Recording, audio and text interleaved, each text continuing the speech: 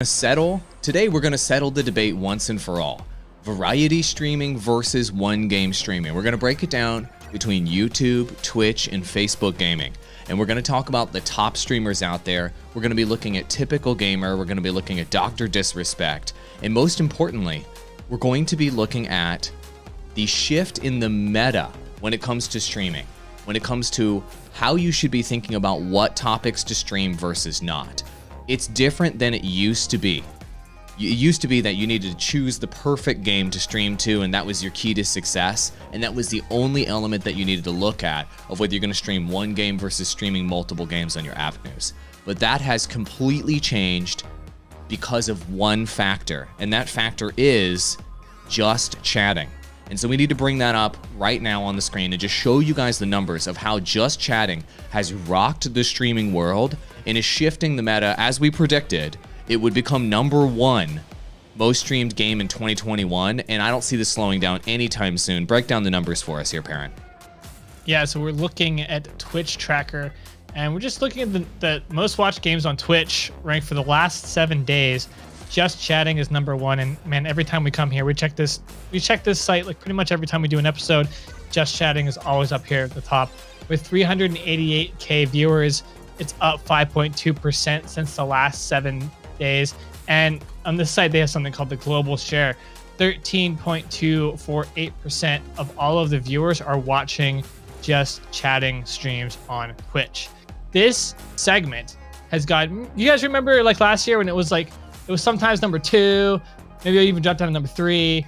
Now it's consistently #1 every single time. That's because the meta is now just chatting.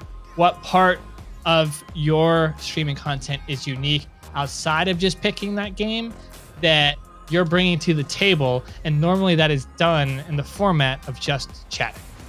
That totally makes sense. And for me, what this shows is this shift that happened with coronavirus, right, Ross? I mean, everybody's behavior shifted this last year to digital interactions. The psychology's changed.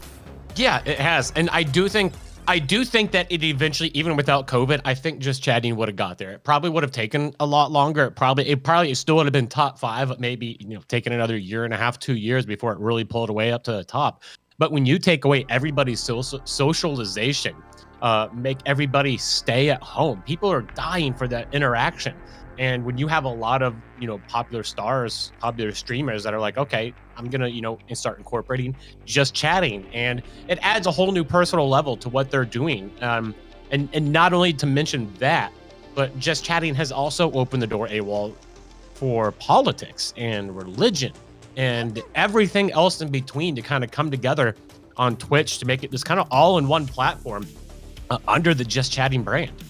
It totally makes sense. So the reason why we wanted to kick off this episode, don't worry, we're going to break down games, but we wanted to kick off this episode to show you that this conversation about the meta with one game versus multiple games is more complex, and it's different than it ever was before because of just chatting, because of podcasts, because of hanging out, or whatever the F Facebook is calling it. Come on. But regardless, keep just chatting in mind as the shift in mindset for people where streaming on these platforms goes way beyond the games. People want something unique. They want unique value. They want a connection with another human being above all else. Keep that in mind as we continue this conversation. Let's pay the bills. This podcast is sponsored by Restream. Why live stream to one platform when you can simultaneously live stream to every platform to discover new audiences faster using Restream.io? Oh, so what we've been doing on the YouTube streams for people in the comments, we tested it like we always do with everything, like we tell you guys to do, and we decided, all right, well, let's see how the algorithm works for us if we go if we upload our episodes instead of doing them live. We actually didn't see too much of a difference, which is a good sign. So that's why we're back doing it live. We love seeing you guys in the comments. Thank you for coming by. So next on our list, we want to talk about how algorithms of platforms emphasize the click-through rate. Well, is this something that you want to go platform by platform here? Or do you just want to tackle them all at once? Yeah, let's go platform by platform. We'll just start with YouTube. Thank you, Grogu, for the $5 super chat. We're so glad we've helped you. Thank you for the super chat, buddy. Really great to see that live support. So let's talk about YouTube first, because it's got the most aggressive and most, largest algorithm out there. And what we're going to do is we're going to look at a few examples on YouTube of one game streamers versus variety streamers and what they're doing in the current meta on YouTube there. Then we're going to go to Twitch. Then we're going to go to Facebook Gaming, where Perrin is going to show us his numbers. So if we look at our friend that we go back to all the time, our Canadian streamer, Typical Gamer. If we look at the strategy that he's using right now, if you want to go to his video tabs on his channel, Perrin, just to show everybody kind of the content mix, he's got his home base in terms of streaming. I mean, we could argue that he's the biggest English language streamer on the platform at the moment. And it's Fortnite, right?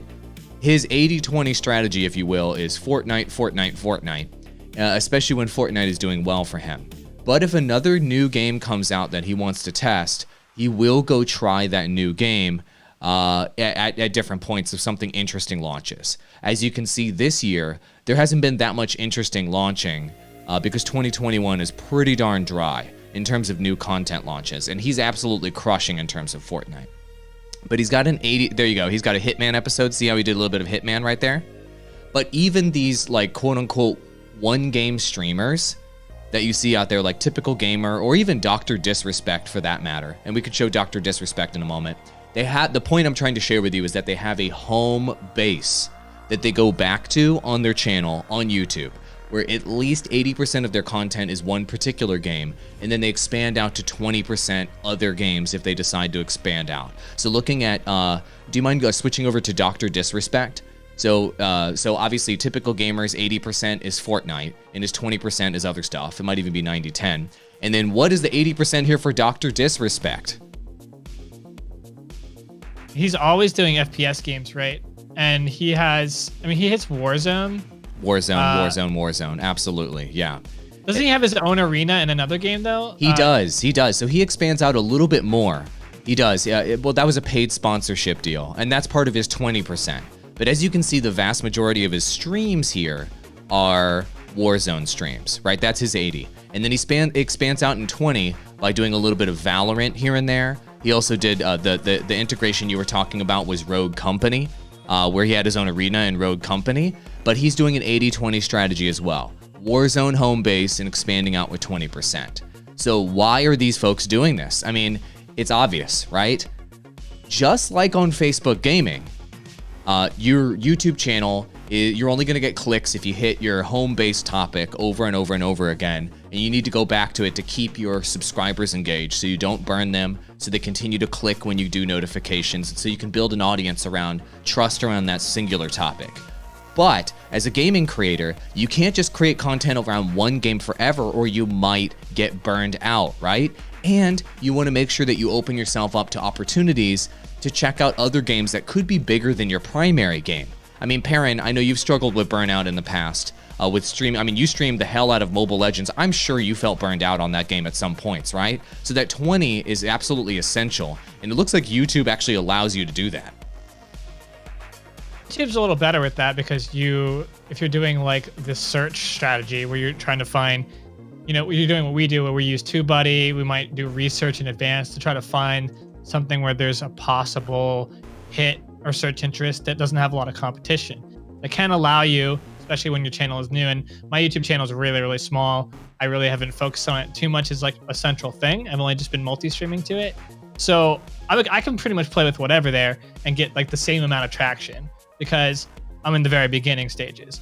Once you kind of like find your thing, your groove though, you have to go to 80-20 rule. You can't really completely scrap whatever you just got traction on. That would be kind of dumb. You just got traction on it. It's your one thing that's making you grow. Since my channel doesn't really have that, I can jump around everywhere on YouTube, but on other platforms, not so much. Makes sense. So that's YouTube in a nutshell. But there is a one game strategy that we want to highlight today. And if you could pull up iFerg as an example, if you find a game that way outperforms every other game that you're covering by a long shot, then doubling down on that game and streaming only that game on your channel, and this is his main video channel, he's also got a live channel as well, is what makes sense. And so with somebody like iFerg, he's got like a 95-5 strategy on his main channel, where he does 95% COD Mobile, and then he'll occasionally, I think, do a paid sponsorship to cover another game here and there, but that's his strategy. So if you end up becoming like the king or one of the top 3 people for a particular game on YouTube, then you should double down and do a 100% that game strategy, or a 90% plus strategy on that particular game on your channel, because it's really working for you. This is the scenario that creators dream of. I just got off of a call with a creator a minute ago who was covering Valheim, and he's now getting tens of thousands of views with Valheim. He used to be a Minecraft creator on YouTube. And what I want to tell you is that once you find a game that really starts to take off for you, and you start to get a much higher percentage of, or a much higher average views per video with a particular game versus others, and it's starting to actually make you some real money, that's what everybody dreams of. Only 1% or less of gaming creators ever actually achieve that. So once you get that, don't F it up. Consider going 90% that game or even 100% that game if it's significantly growing your channel and you struggled for a long time. Ride that wave. That's the exception to the 80-20 rule, guys.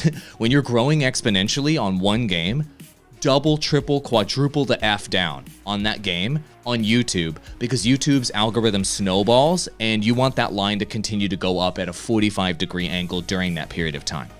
Then once you see the growth plateau, when you're doing that sort of strategy, then what you can do is you can go back to an 80-20 strategy and do 80% your main game and 20% other games to figure out how you can break out of that plateau. Makes sense? And that's what I'd recommend for iFerg. If he starts to plateau or go down, I would recommend that he would go ahead and mix in other games other than Call of Duty at that point. But as it stands right now, he is by far #1 beast mode in this game on YouTube. So here's a question from Shorecat that I'd like to bring up. And let's kick this one over to Ross. Do you mind reading his comment? I do. I've actually got it right here. Can the 80-20 rule apply to a game genre, or does it have to be a specific game? A genre or a game? That's really, really interesting. I would say the 80-20 rule, in my opinion, applies to a specific game, generally speaking. Now, on your channel, you can stay within a particular lane. And I'd love to get your opinion on this, Perrin. You can stay in a particular lane on your channel. So let's say you're an FPS channel. Your main game can be a first-person shooter. And then when you experiment out to other games with your 20%, those should also probably be first-person shooters. So keep your 80-20 within a particular genre. If you're doing survival games, maybe your main survival game on your channel is something like Valheim, maybe. And maybe you're experimenting with 20% of your content slate doing Minecraft.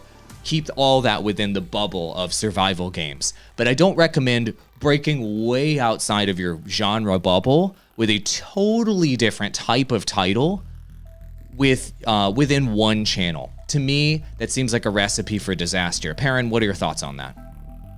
This is all about knowing your audience. So, and this actually goes, I can answer another question here from FS Cuber asking, once COD Mobile stops being popular, what does iFerg do? You know, we're talking about staying in that lane, but you have to understand what your audience does. Typical gamer, this is a great case study for this.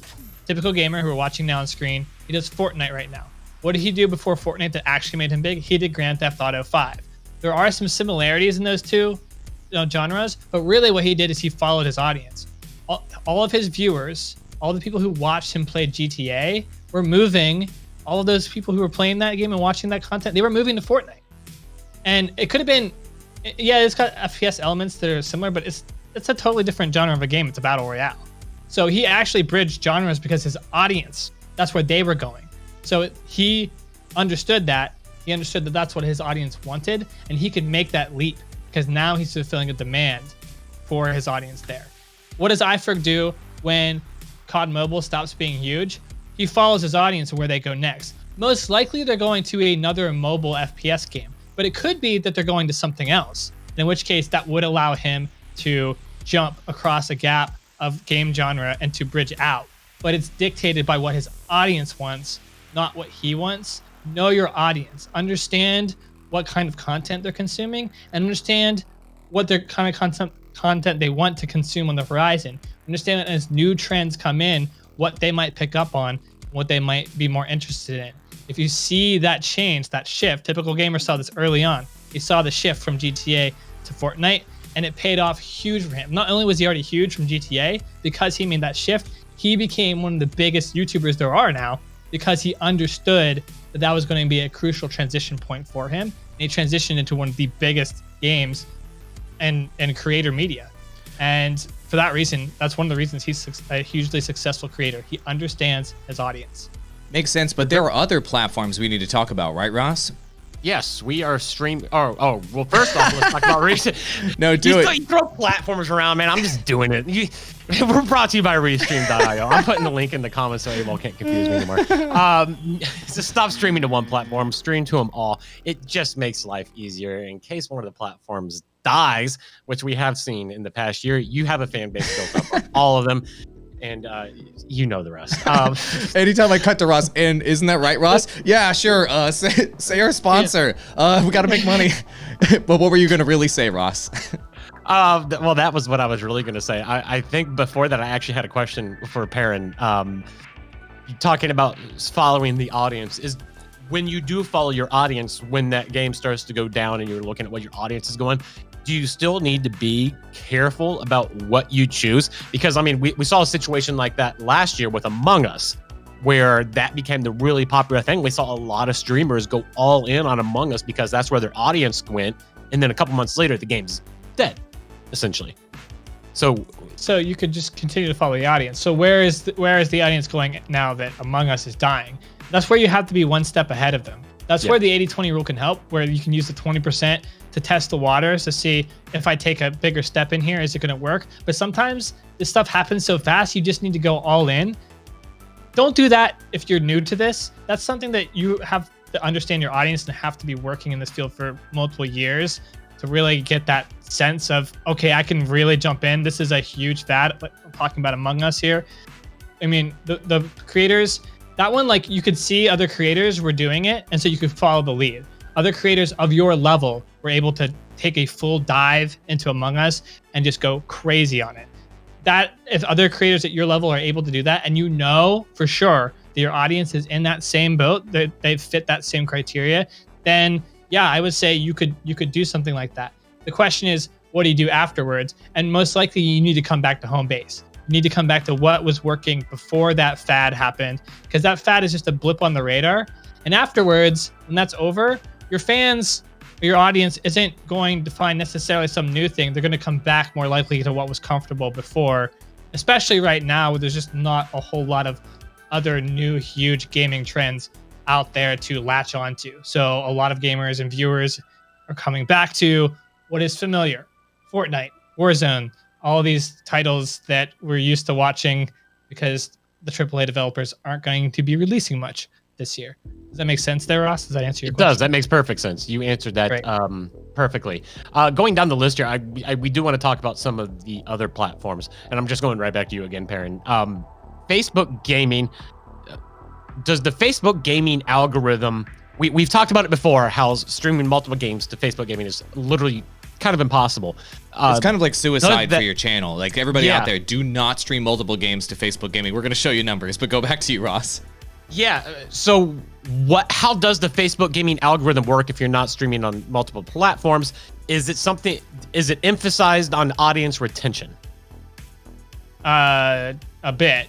So I'll show you my numbers here.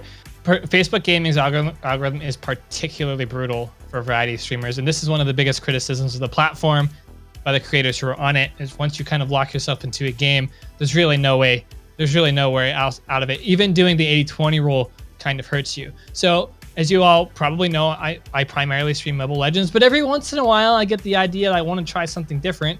I get burnt out and I want to like go somewhere and do a different game. I was hugely interested in Valheim when it came out, and I played a ton of it, and I streamed a little bit of it. And if you can see on this distribution section, zoom in on that bad boy. Do use those graphics. This will tell you, and I'm highlighting it here too, so that you can see, minus 8.6 times lower than your other posts within 21 plus days of publishing, 10.5 times less 1 minute views, 12.5 times less comments. 1 minute views is the metric that's having the biggest effect on your distribution.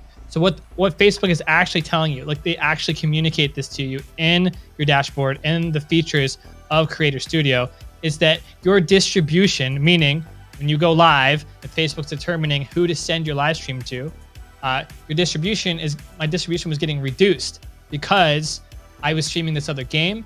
Facebook noticed that my audience did not like that game as much. Of course they didn't. There are a bunch of Mobile Legends fans. I'm not streaming Mobile Legends. They're like, well, I don't care about this new game. Maybe there's like 10% of my audience that cares about it, right? So because Facebook sees that this content is less, they're reducing my distribution. And so the next time I post content, even if I go back to my main Mobile Legends, Facebook will maintain my distribution at a reduced rate. You can actually reduce your distribution down to a very, very small amount by continuing to do this practice. You can continue to damage your distribution over time. I've seen it happen with Facebook pages over and over and over again.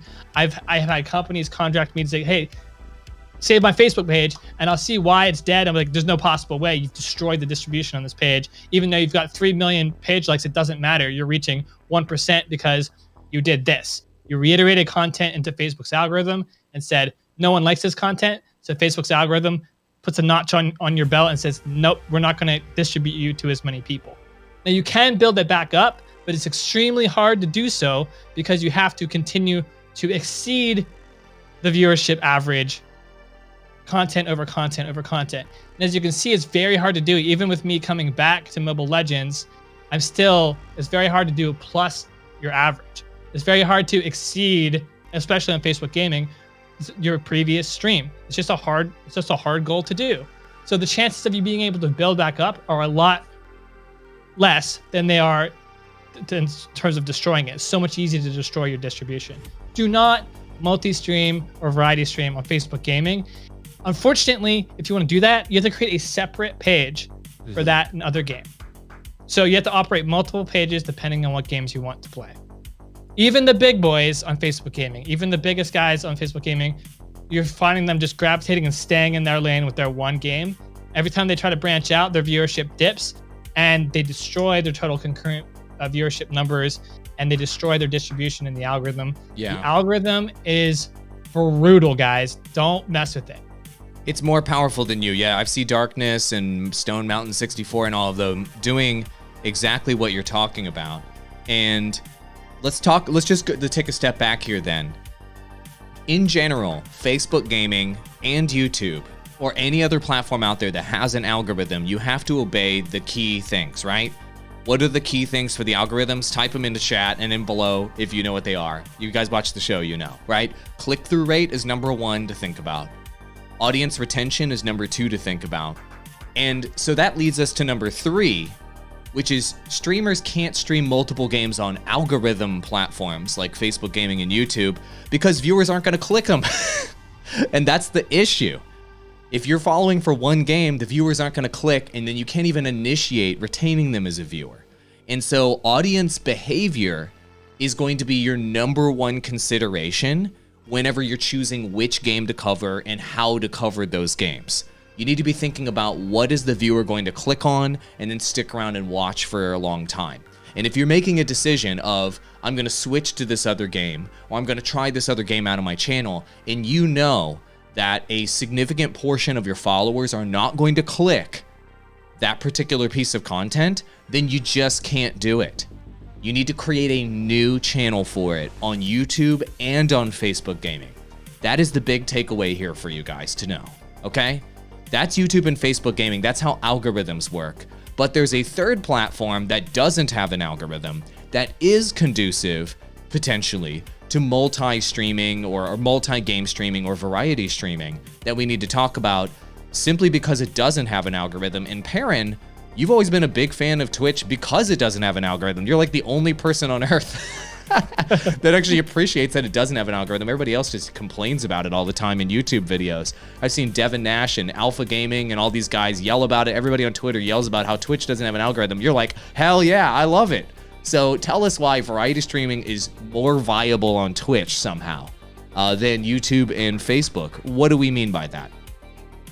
I mean, there's nothing artificially limiting you, technically speaking, on Twitch when you make that change. When you change from one game to another, there is no algorithm that says, oh, okay, you're getting less viewers now, we're going to tweak things. No, there's nothing to do that. There's literally nothing. So technically speaking, you could switch from one game to another game. And if you did it at the right time or right moment, you could blow up. And actually, we've seen that happen with users on Twitch. This is how a lot of the original live streamers on Twitch got big. This is how Lyric, one of the original variety streamers on Twitch, he got in early when this was a lot more likely to happen. It's very, very hard to do now. I'm talking about this situation like it's a realistic thing. It's almost impossible to do still. But he was able to get in on variety streaming very, very early. And now he is one of the only streamers outside of like Co-Carnage who are really successful variety live streaming. But even Lyric will tell you of the shortfalls and the limitations of being a variety live streamer, how it hurts him versus some other competitors, some other big streamers who are focused on just one game. But technically speaking, because there's no algorithm on Twitch, if you stream the right thing at the right place at the right time, you can blow up because there's no algorithm to guard you or to put you in your hole, so to speak. There's nothing to do that. The only thing that works against you in on Twitch is all of the competition, all of the other streamers that are streaming to that game. So if you were to stream to a more popular title that more popular streamers are covering, that's going to hurt you. If you don't have a high concurrent viewership already, they're going to push you down the ladder because technically, even though there is no algorithm, there's still a system. And the system is the cream rises to the top. And if you don't have enough viewership to rise to the top, you will get pushed down to the bottom where nobody will ever find you. Now, yes, there are viewers on Twitch who like to watch small viewers, and there are more tools small and whatever. streamers. Yeah, they like specifically go look for small streamers to watch because they want that more private, more interactive environment rather than just being one out of thousands in chat. Yep. Exactly. But that's a very small percentage of Twitch viewers that will do that. Most viewers gravitate towards what is a big, interesting, happening thing on this platform. And normally that is what the bigger streamers are doing. So there is no algorithm, but there is a system, and you have to understand that system. And we've shown that to you guys in previous episodes, how you can find a game that where maybe you can get into the first top two rows or the top 10 streams of your category, and you can get new viewers coming into the door that way. There is a system of growth on Twitch that is different than the other platforms, and I like it for that reason. I also hate it for that reason because it's first come, first served. It's dog eat dog. It's like the Wild West still because there's no algorithm. That makes sense. That totally makes sense. So a couple questions here in chat. The first one here, do you want to read a couple of these questions, Ross? I want to make sure we address these live. I do. I'm pulling them up right now. Let's see. Okay, quick question. This is from Dragon the Wafu King, or Waifu. Terrible at pronouncing that. Quick question. How do I get clips to show up in the games pages on Facebook, Aaron? Does it matter when I make the clip? Did you ever figure that out? I know we were going to experiment with it, and we never quite figured it out. I'm kind of curious about this now, too. Yeah. Did you ever figure that out, I don't really play with the feature much, but yeah, you just have to complete clips of your streams, and they should then show up in those locations. Some games, the clips don't work. So like some game titles, especially if it's a smaller game title on Facebook Gaming, they might not have the clip section enabled. This is a thing, I don't understand why, but like when I would do Star Citizen, it might have it now, but back when I was doing it, it did not have a working clip section on Facebook Gaming. All you have to do is clip your streams and they should automatically show up there, but there's an algorithm to it. Again, so if your clip isn't getting any views, or you've clipped it and no one has seen it or engaged or done anything with it, it's not very likely going to compete well with the other clips that are being clipped by other creators in that area for that game. So you just have to create clips as normal, and you can actually create them from your chat. You can have your moderators do it if you want to. You can come do it post stream. They should auto-populate there, technically speaking, but it doesn't work 100% of the time. Awesome. Let's take one or two more questions here, and then I have to go consult with a Digital Drop viewer like in 4 minutes. So 2 more questions. Let's end it. Okay, so technically what you said, and this is X1 Founder Sniper X, so technically what you said before, if your audience likes that one game so much and you stream it more, you're out of luck, question mark. Yeah, kinda. Basically, if you're building an audience initially for one game and that game is more successful on Facebook or on YouTube, you should probably double down on that game and make that 80, 90, or 100% of your content slate on that particular platform. And that's that. That's just the way it is. And you're not out of luck. You're actually in luck.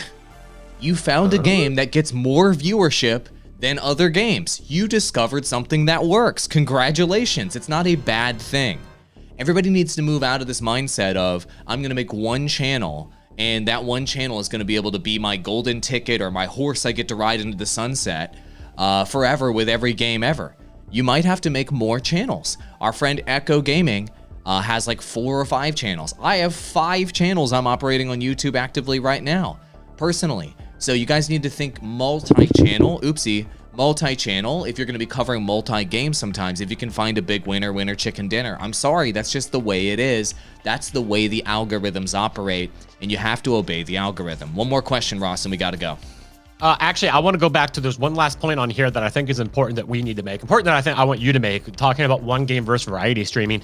And it's that most people are actually there for the game and not necessarily the streamer. While you're great at crushing people's spirits while also lifting them up and motivating them. Can you talk about this? Sure. For a second? Yeah, why don't we end the episode with this one, and then we'll go from there. So basically, here's the deal, guys. The hook, the reason why people are clicking is for the game. They're there for the game. They're not there for you. They're not there for your beautiful face. They're not there for your community. They're not there because maybe they're there because they're lonely. I don't know. But they're clicking because of the game, and most likely they're clicking because of some unique value you told them about that game that's going to happen. So you need to focus on those really killer concepts for your streams, the killer title and the killer thumbnail that has to do with the game itself to hook people in. Then once they're there, they're still watching the stream because of the game. So many of my clients come to me and they say, I want to build a community on Facebook. I want to build a Justice Monocle engaged community of positivity in my chat. Do you know how many hundreds of creators have come and talked to me one-on-one about that? And I crush them. I tell them, look, I know you want that. I know that's what you want, but guess what? Your viewers don't want that. You have to listen to your viewers. Your viewers want the game. They want you to do something interesting with the game, and they want you to provide some unique value. Whether you're doing something extreme, some sort of challenge, some sort of learning value, something interesting for them to come back and watch over and over again. You need to stop thinking about yourself when it comes to what you think is valuable, and you need to think about the viewer first.